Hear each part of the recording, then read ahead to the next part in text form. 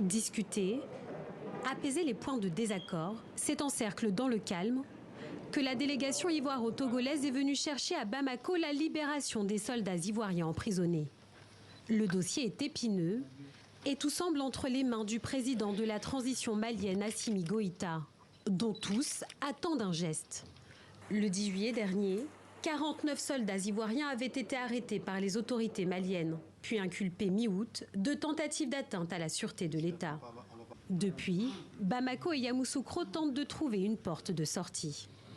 Nous avons pu noter, en tout cas, la volonté de part et d'autre d'œuvrer à pouvoir surmonter cet événement en préservant les liens qui existent entre nos deux pays.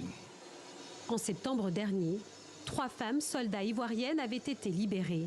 Un gage d'avancement avant que les négociations ne semblent à nouveau retomber au point mort. 46 militaires restent toujours aux mains des autorités maliennes et chaque partie cherche des points de convergence pour sortir de cette situation. Nous avons pensé qu'il fallait privilégier, il fallait renforcer les liens de bon voisinage, de fraternité et d'amitié entre le Mali et la Côte d'Ivoire. C'est cela surtout qu'il faut retenir dans un premier temps. Dans un deuxième temps, bien entendu, nous avons parlé de l'affaire des 46 soldats et comme l'a dit le ministre Diop, c'est une question qui est en voie de résolution.